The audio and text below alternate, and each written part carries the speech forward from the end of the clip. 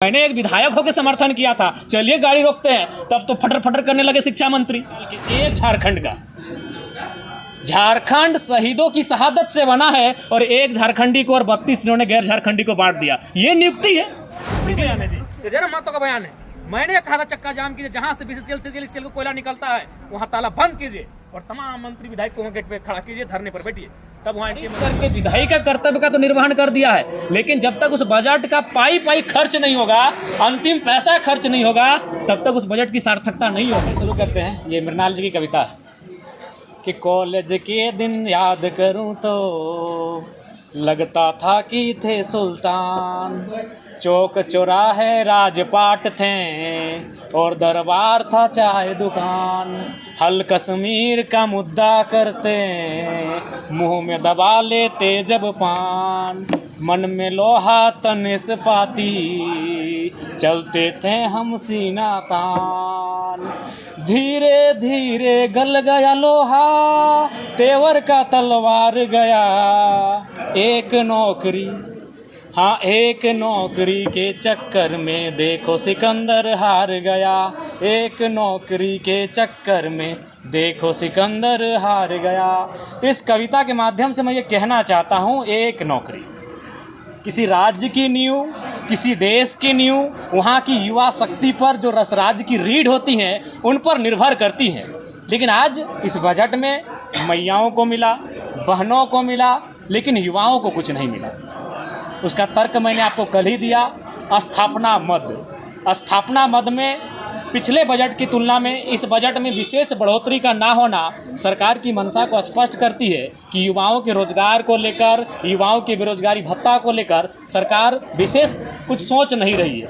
आपको याद होगा 2020-21 में माननीय मुख्यमंत्री एक योजना लेकर आए थे, ग्रेजुएट पास आउट को 5,000 रुपये और मास्टर पास आउट को 7,000 रुपये बेरोजगारी भत्ता का। लेकिन आज पूछा जाए सरकार से, उस भत्ते की अगर एक फुटी कोड़ी भी किसी युवा को दी गई है तो बताया जाए।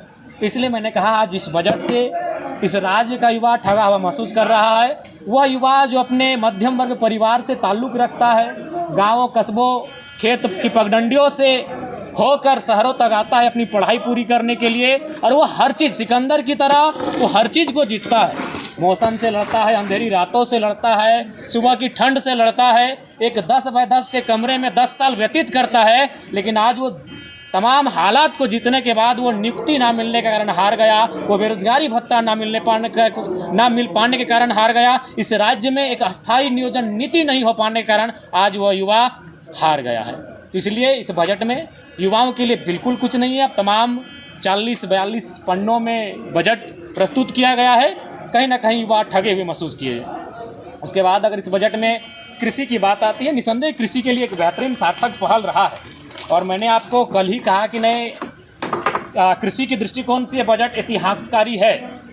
लेकिन सवाल ये होता है कि अगर आप बात करें, मैंने आज सुझाव भी प्रस्तुत किया है सदन को कि कम से कम आप एक ब्लॉक को उदाहरण के रूप में लाइए। जैसे हम लोग सांसद कोई गांव को गोद लेता है, विधायक कोई गांव को गोद लेता है, तो आप कम से कम एक ब्लॉक, जैसे मैंने उदाहरण दिया कोणार्क डैम और विशुनगढ़ ब्लॉक, आप 4-5 गांव को उदाहरण के रूप में लाइए, वहाँ इरिगेशन की व्यवस्था करिए और कृषि को डेवलपमेंट करने का काम कीजिए, तभी उस बजट की सार्थकता होगी। नहीं तो फिर बजट तो इन कागजों में, इन किताबों में, पढ़ने में, सुनने में बहुत बेहतरीन लगते हैं। मैंने ये भी कहा कि माननीय वित्त मंत्री महोदय ने बजट को पारित करके विधायी का कर्तव्य का तो निर्वहन कर दिया है, लेकिन जब तक उस बजट का पाई खर्च नहीं होगा, अंतिम पैसा खर्च नहीं होगा, तब तक उस बजट की सार्थकता नहीं होगी। उसके लिए कार्यपालिका का सक्षम होना, कार्यपालिका का कहीं ना कहीं क्रियान्वयन की स्थिति में होना बहुत आवश्यक है। और इस राज्य की कार्यपालिका का क्या दोष है, ये आपसे छुपा नहीं है। चूँकि भरे सदन में बोकारो से सदस्य चुनी गई श्वेता सिंह ने अपनी दुखड़ा को सुनाया कि उनके साथ क्या घटना घटी बोकारो के डिप्टी कलेक्टर के माध्यम से। तो जब तक कार्यपालिका, मैं बार बार कह रहा हूँ, विधायिका का रोल अदा हो चुका है। माननीय वित्त मंत्री महोदय ने सदन में अपने बजट को पारित कर दिया है, लेकिन जब तक कार्यपालिका अंतिम पायदान तक लेकर नहीं जाएगी इस बजट की राशि को, इस राज्य की उन्नति के बारे में हम नहीं सोच सकते। चूँकि ये हवा हुई बात नहीं है कि हम लोग सरकार को कोसने के लिए कुछ कह रहे हैं। आप पिछले 25 साल का बजट को उठाएं और एक एक करके पढ़ें कि बजट क्या था, अनुपूरक बजट 3 बार आया और कुल बजट कितना होता है और उस कुल बजट में खर्च कितना होता है। अगर पिछले बजट की बात करें तो 33,000 करोड़ रुपए खर्च नहीं किए गए हैं, एक बहुत बड़ी राशि होती है। इस बार चूंकि क्लियर नहीं हो पाया है कि खर्च कितना हुआ है, लेकिन अनुमान है 65% मात्र खर्च कर पाए हैं, यानी 35% खर्च हुआ ही नहीं है। तो इसलिए बजट की सार्थकता है जब पाई एक एक रुपये आप उसे खर्च कर पाते हैं। धन्यवाद। सिकंदर हार गया, बिल्कुल सिकंदर हार गया। रही है कि युवाओं के लिए सरकार काम कर रही है। देखिए, युवाओं के आपको जानना है तो उसके लिए आपको स्थापना मद को जांच कीजिए। स्थापना मद, हाँ बिल्कुल आपने सही कहा, नियुक्ति दिया। किसे दिया? राजस्थान के 150 नौजवानों को, आपसे छुपा नहीं है। नियुक्ति दिया गया 33 यूनिवर्सिटी में 33 बहाली हुई, 32 कहाँ के? दिल्ली के, उत्तर प्रदेश के, बिहार के, बंगाल के, एक झारखंड का। झारखंड शहीदों की शहादत से बना है और एक झारखंडी को और 32 इन्होंने गैर झारखंडी को बांट दिया। ये नियुक्ति है। इसीलिए मैंने कहा इस राज्य का युवा हार चुका है। कोयला रोक दिया जाएगा। देखिए, ये भावनात्मक विषय है। चूंकि जानते हैं गिरिडीह का जो क्षेत्र है, गिरिडीह अगर आज सबसे ज़्यादा गांव कहीं है तो गिरिडीह में है, आपकी जानकारी होनी चाहिए। और गांव में आज भी लोग भावनात्मक बहुत ज़्यादा हैं, वो तार्किक नहीं हो पाए हैं। तो गिरिडीह भावनाओं का जगह है। इन्होंने जानते हैं कि गाँव के लोग तार्किक रूप से सोचते नहीं है, इन्होंने लंबा भाषण दे दिया। अरे जब मैंने एक विधायक होकर समर्थन किया था, चलिए गाड़ी रोकते हैं, तब तो फटर फटर करने लगे शिक्षा मंत्री।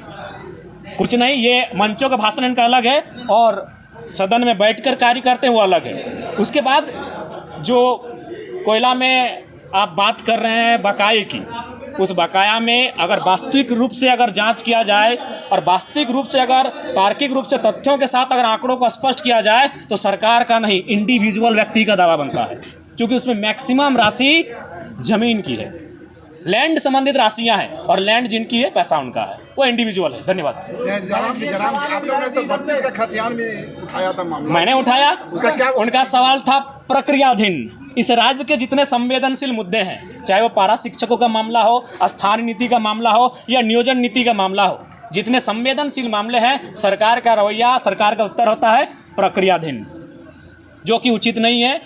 चूँकि सरकार का महाधिवक्ता होता है, उन्हें चाहिए कि जो संवेदनशील मामले हैं उन पर त्वरित कार्रवाई हो और कम समय में एक स्पष्ट निर्णय पर सरकार पहुंचे। विधायक जी, नियुक्ति से एक और सवाल है कि इंचार्ज अधिकारियों को आईटीआई के लिए नियुक्ति पत्र मिला और इसी राजधानी में एचईसी ली।